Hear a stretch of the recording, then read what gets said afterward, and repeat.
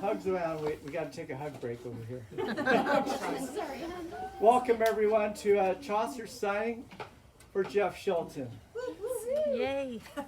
On behalf of Dee, Alec, Gretchen, and myself, Mike, thank you for coming and thank you for continuing to support us these last 47 years.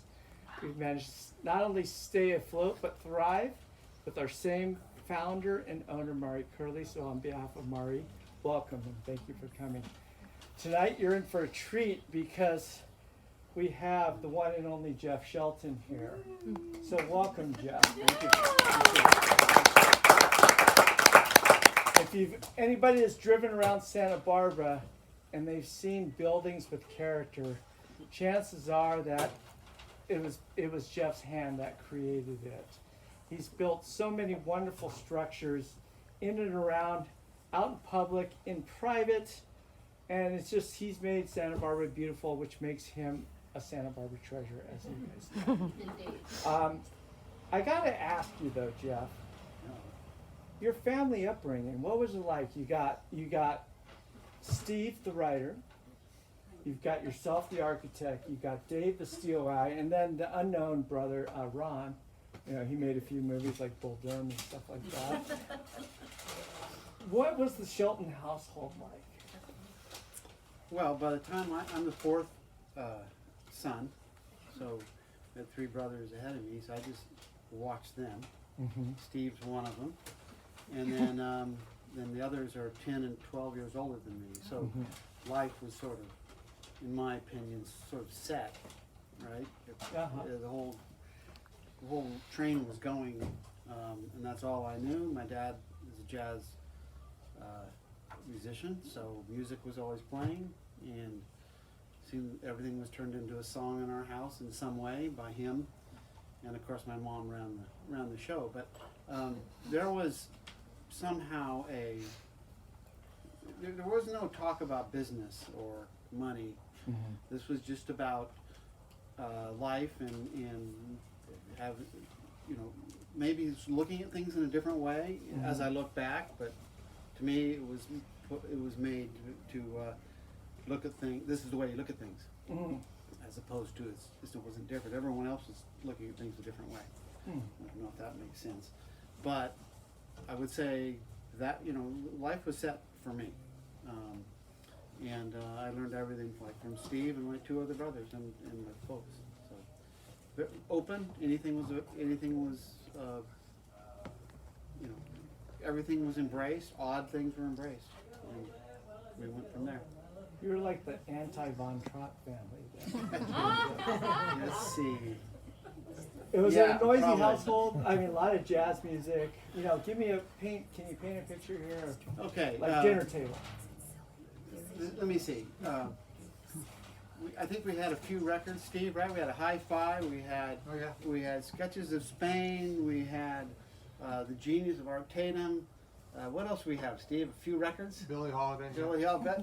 That was basically it over and over again, and literally, I think of my dad playing the trumpet, or calling you to dinner on the piano, making up a song about come to dinner. So we sat around the table and we did things together. The three boys, four boys. So I didn't know people actually talked all the time, and so no one talked. I mean, no, it's not true. There was lively discussion, but it was boy centric or man centric in there. So luckily we found women to take care of that. I mean, no, seriously, that was a shock. It was great. It was a great family, and competitive athletically and having fun with art.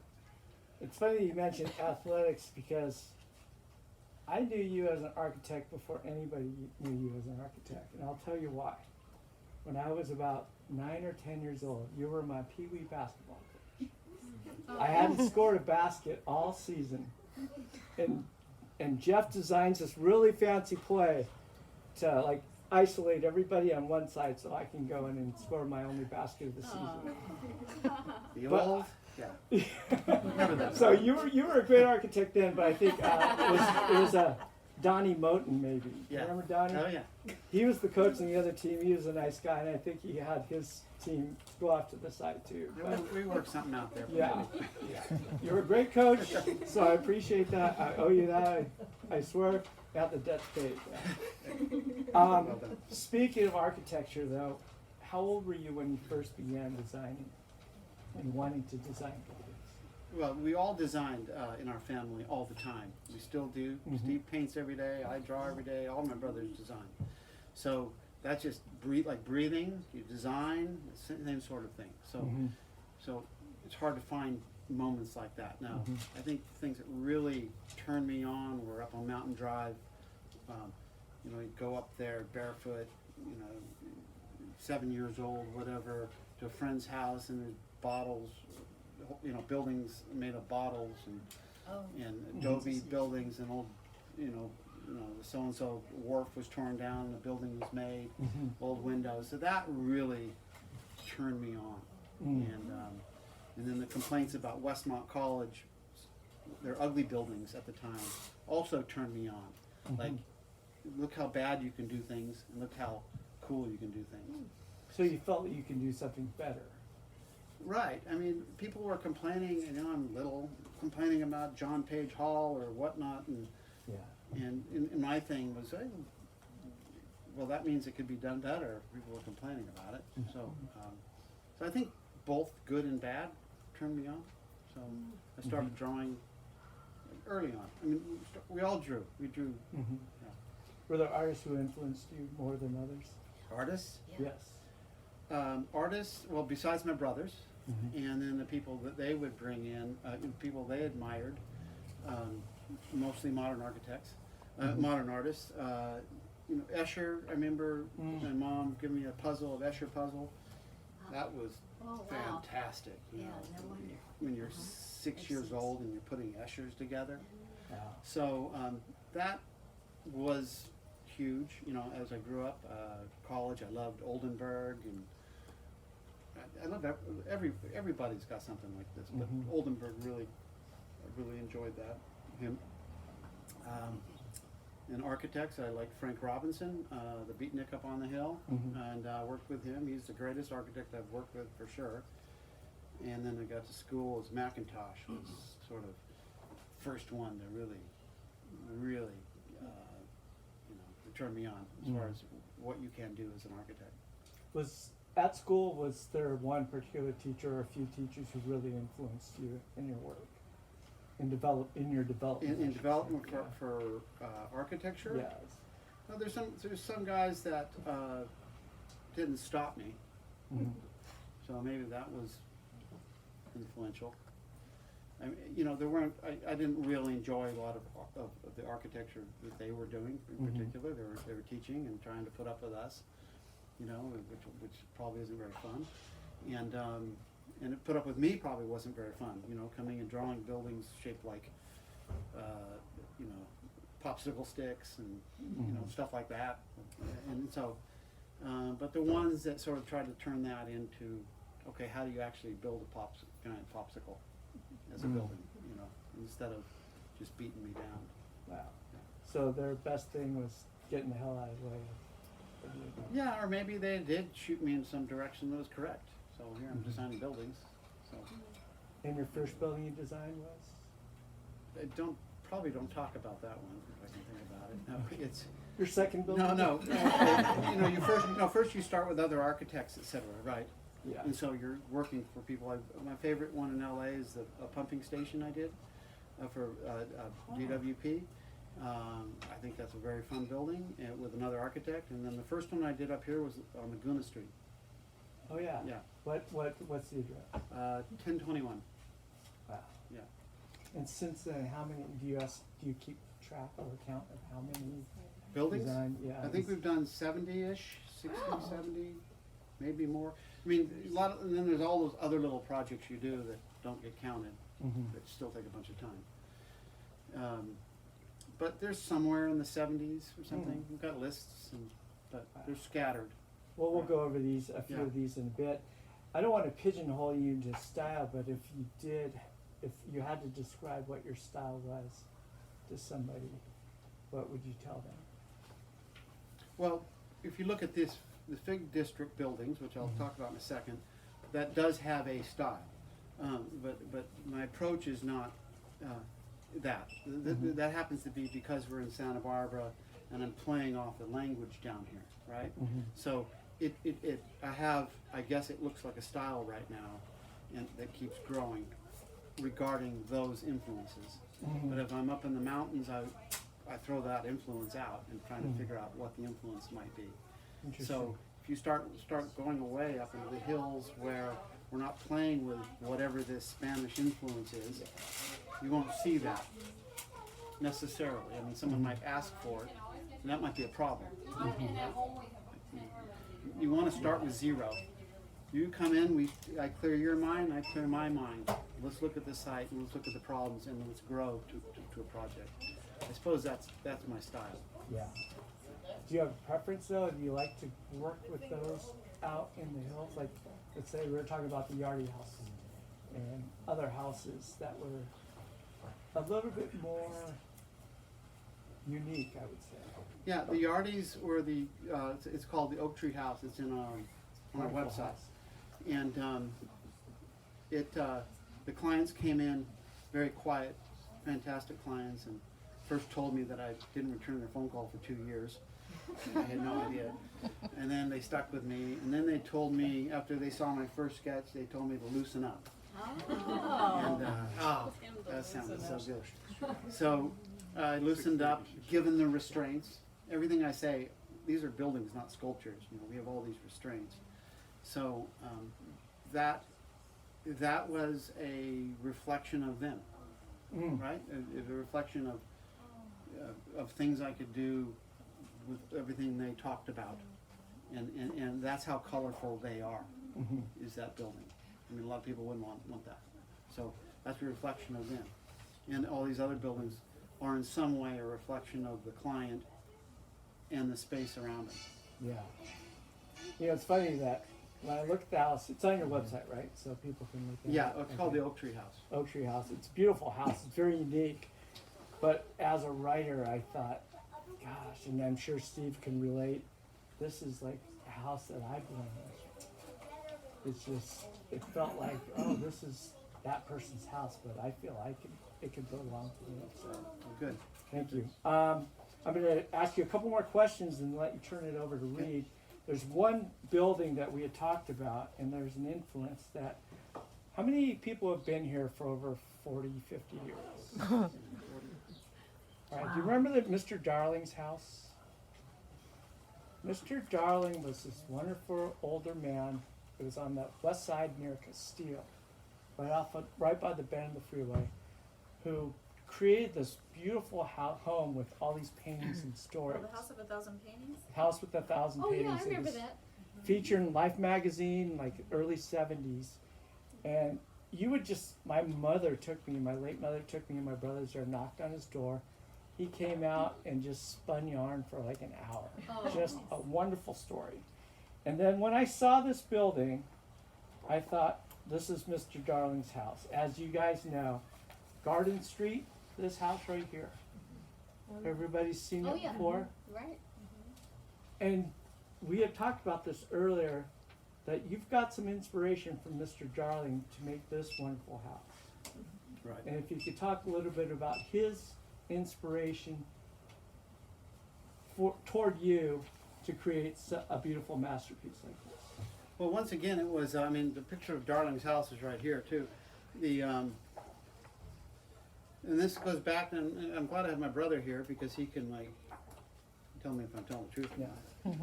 It's down here, it's on Rancherita Street, maybe? Can't remember exact name. Anyway, so Steve and we would somehow get driven down there, kind of like a pilgrimage down to Sanford Darling's house. So you know, as a kid, you're influenced. These guys are like these are your, you know, it's not Rockefeller or whoever business. It's Sanford Darling's their man, you know, and so that's who we grow up admiring. People like that who just paint their house. You know, he painted his refrigerator and his screens and everything was painted on that house. And so when Jason Yardy came in very quietly to my office, said, Jeff, I've got a lot. What do you want to do? I said, come back tomorrow. And I did this little watercolor with paintings all over it. He says, let's do it. You know, he didn't ask. He didn't ask about 1,000 paintings. He didn't ask anything. Oh, really? He says, how are you going to get approval? I said, Jason, that's my problem. So, you know, these are the people we admire. You know, I don't know his whole story, but we remember Fuji's all over it, Mount Fuji's over it. Yeah. It was he painted places he'd been. It looked like he'd been in the war, and you know, I'm not sure exactly, but you see South Pacific, a lot of things like that. Mm-hmm. And so when you see our building, there's Fuji's all over it also. So I just kept painting Fuji's and putting them up there. So, you know, it was just that is how to pass on. And Karen, my wife here, talked about contacted the Sanford Darling Estate or something, and got permission to use this, and we ended up sending them a book. So it's just admiration to, you know, those are our heroes, Sanford Darling. But I really appreciate the fact that you perpetuated this legacy that he had left. And I appreciate it's something that. like that. So, I'm going to ask you one more question, then I'm going to Yeah. have you read. Working with your photographer, Jason Rick, and how did you two learn to Well, call? Jason, I don't see him here, but I think he's out of town. I designed his house. Okay. So we designed his house, and actually didn't know he was a photographer at the time. So we did. It's up by the Sheffield Reservoir, and he'd heard us talking about a book, and then finally, where's the book, Jeff? And well, we're thinking about this book, and we've kind of got it out. And who's doing the photography? And finally he says, Jeff, I'm going to go shoot all the houses, and then you can make your book. Something like that. And I remember we said, well, I don't want a realtor's guide here, Jason. I want you to tell the story about what we do. And so just remember that. And he started taking photographs. And if it weren't for him, we may be still writing the book. And that really helped. He would take photographs, and maybe we'd say, can you go take a few of these? We need this. And then I would write something, and then I'd see the photographs, and I would say, oh, I have got a story about that, and write some more. And so the idea was how can we do this book in a reasonable thickness here and not get it too thick? There's so many stories.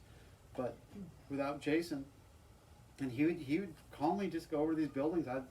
We'd call the owners up and try to make it work. So, you know, it just happens. I mean, he made it happen, and then that got us going, and then Karen, my wife, and my daughter Maddie put this book together. And when you see the book, you'll see how beautifully that part was done. Buildings are easier than putting these books together. And so many things to go wrong in a book, just like in a building. And there is nothing. I mean, I can say there's nothing that I wouldn't have done in this book. Nothing to be changed on this book. Done just spectacularly. So Maddie stuck with it. She put up with me. She put up with all my drawings. Somehow got the story out of how complicated it is to build a building in this book. So and the editing, and when I call Karen an editor, it's not quite right. She gets the tone right, and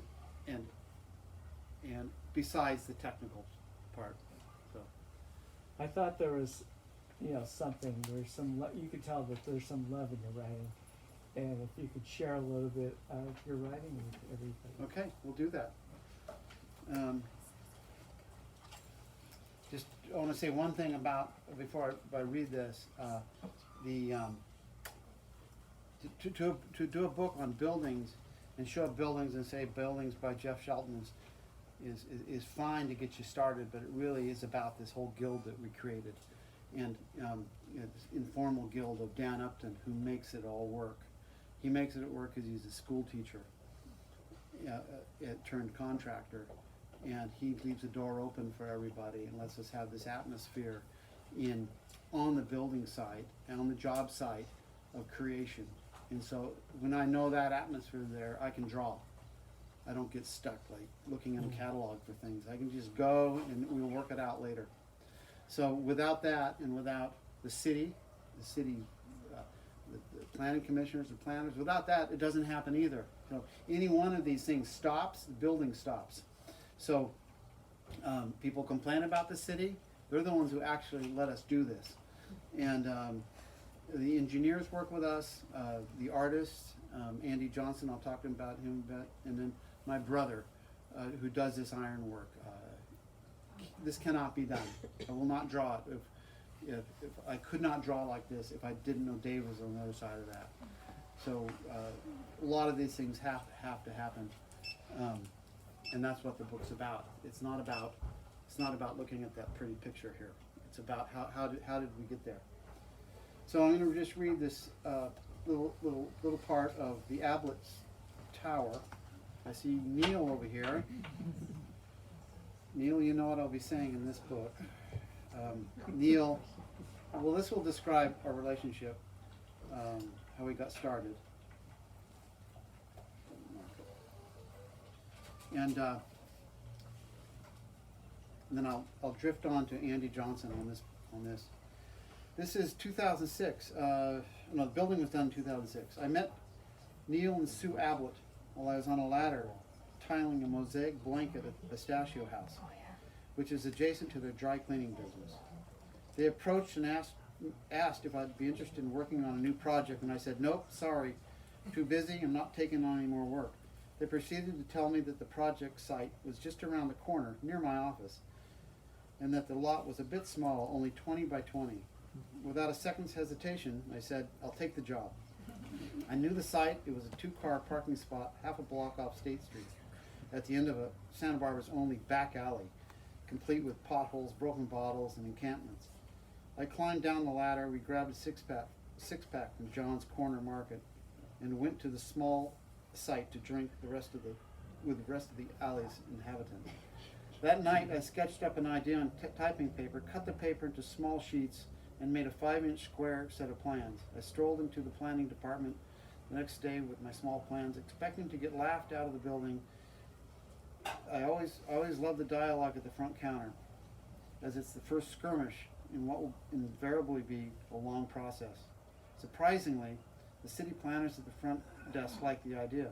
I showed the concept to the traffic engineers, the transportation department, and they liked the idea too. But even with a favorable assessment from planning and transportation, getting a permit was still a long shot. I told Neil and Sue I would go ahead and design the building, but they wouldn't have to pay me until we obtained a permit. I called my bookkeeper and asked him not to tell me how much the project was going to cost. This building needed to be built.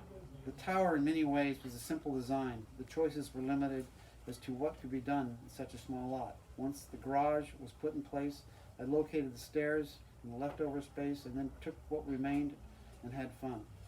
The final design ended up being a 4-story, 19 by 19 foot tower with a ground floor garage, a 5th floor roof deck, and a bedroom, a kitchen, and a lounge in between. There were many stumbling blocks. There were many stumbling blocks and odd characters along the way that tried to stop the project. It was appealed several times by a couple of folks who thought it was a bad idea, even though their project had nothing to do with him. Someone kept throwing dead rats over the construction fence as a warning, and we received a colorful anonymous letter that the owners and I were corrupt idiots and hoped that our bones start to grind and rub and our ligaments weaken and tear and start to crumble in bone disorder. The writer had a lot more to say, but I'll leave it at that. Surprisingly, the Historic Landmarks Commission was not dismissive when I showed them the first concept, which was only 3 stories. I think they knew that it was at least going to be interesting, and it was in the middle of a block down a dingy alley, and no one would see it. The commissioners shook their heads, both sideways and up and down, and wondered if I could make it smaller. I went back to talk to the owners, and Neil said he wanted to add another story. So I added a 4th floor to the building, went back to the Historic Landmarks Commission. I said something like, it's taller, but it appears thinner. I remember that one commissioner shook his head and said, Jeff, if anyone else brought this to us, we would turn it down. And I thought, sounds good to me. The Landmarks Commission approved the project, but one of the building's critics appealed the project to the Planning Commission. A month later, the Planning Commission shot the project down 4-3, saying that people shouldn't have a house in the alley and that the tower would ruin Santa Barbara's skyline. The next morning, I appealed the ruling to the City Council, and a few months later, the City Council overturned the Planning Commission's decision. The contentious approval process was exhausting. Neil hadn't been through anything quite like this before, so he started making phone calls to the city to vent his frustrations. I'm never one for getting people riled up, so I continually advised him to shut up and sweep your alley. Neil did a great job sweeping, and the alley was spotless. 3 years after that first meeting with Neil and Sue Ablett, we finally got a permit. I called the bookkeeper up and told him he could now send them a bill. 2 years later, we were drinking wine on the roof deck. All right. Now I'm going to jump real quickly to this because this has to do with Andy Johnson. I don't know if you know Andy. I was born 8 hours apart from him at Cottage Hospital. He's older than me, and anyway, we worked together on these buildings. He had a heart attack a couple years ago and still hasn't got his memory back. So it's I think of all the joy we had here, and hopefully he will one day. One morning, the same building. One morning, tile setter Juan Rios called me over to look at a problem he ran into with the entry tiles. They had nearly finished installation, but there was an awkward gap where the two arches would meet. He asked, "What should we do here?" I said, "Hold on, not a problem." I called Andy Johnson. He showed up 15 minutes later, undoubtedly having left whatever project he was working on in limbo. Measured the gap with his fingers, as he never uses a tape measure or a level, and left. 4 hours later, he returned with a polished hand-carved limestone head and plopped it into the void. It fit perfectly. So that's how we get things done there. and lastly, to in the Ablets here.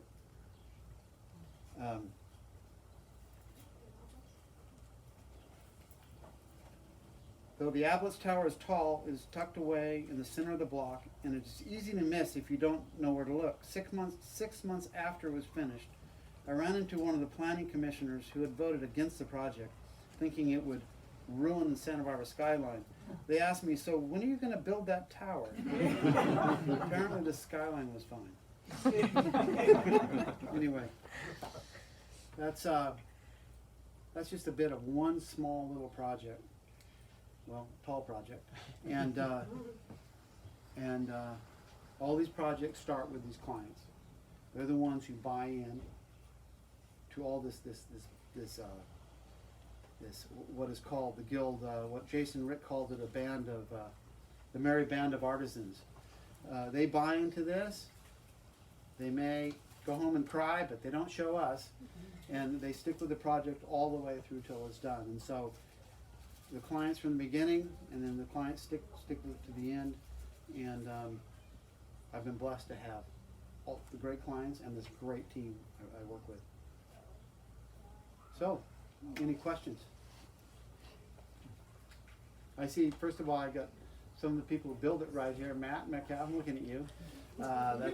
That's Upton Construction right there, and Matt does stuff that you shouldn't ask anyone to do, and he figures it out with a smile on his face. So a lot of those people I see here, grateful for it. Can we ask Matt a question though? What's it like working with Joe? Bad question. Always a bad question. Oh, it's nothing but fun, man. I mean, you know, it's nothing but fun. It's hard. I mean, it's challenging. Reinvent the wheel every single time, but yeah, that's what you're in it for, right? It's fun. Yeah. Right on. Okay. I have a lot of friends. First of all, my name is Irina, so that you know how to address me. I have friends who are thinking that you've been influenced by Gaudi, Antonio Gaudi. Is that true? Have you ever visited Barcelona? Can you comment on that? Yeah, well, I think I've been influenced by so many people that it's hard to say no to anyone. Okay. Now, architecture from 1865 to World War I is a big influence, and Gaudi fits right in there. Mm-hmm. Like I said, Macintosh was the same era. So you pick Victor Horta, you pick all those people, and in every country had these things going on. So the building, I'm influenced by buildings being built by hand and built for people, and buildings with great light. Right, that was before electricity took over. You had to get it, you had to get it there with the sunshine. So definitely influenced by them. I did go to Barcelona in 2010 for the first time, and that is just this different league there. So if you ever can go to Barcelona and Sagrada Familia or any one of those buildings, there's just nothing quite like those. So that will make you cry, those buildings. So yes, and many others. Okay. Would you be offended if we, when we show your work, because we take friends and families around the city and we show your buildings, and we present you as the Santa Barbara Gaudi? Would you be offended? But embarrassed, because that's a different league. This is like slipping in, trying to make this town just add to the town. I'm trying to add to the town. I'm not trying to do anything. So whatever influences come, so be it. I learned later what influenced me. Actually, I do it, and 3 years later, I'll say, "Oh my gosh, I took that from there." So whatever, not it's embarrassing. I mean, that guy's a master. So let's put it that way. Thank you. Did you have a question? Yeah, how's the underpass project going? It's well, we have some of those underpass guys right here. Tom Conti and Harrison. These guys did it. So this is the what should I say, the whole engineering company. What do you technically, an engineering company or? Yep. Yeah. Civil engineers. Civil engineers. They hired me years ago. Had a cup of coffee with Tom, and they put me on their team, and we got the job. And so I'm grateful for that. Best company I've ever worked with, and I've told everybody that. These guys, made it easy for me to think, just like I'm talking about Dan doing. And I guess we're maybe in construction this summer, guys. August, hopefully. Okay.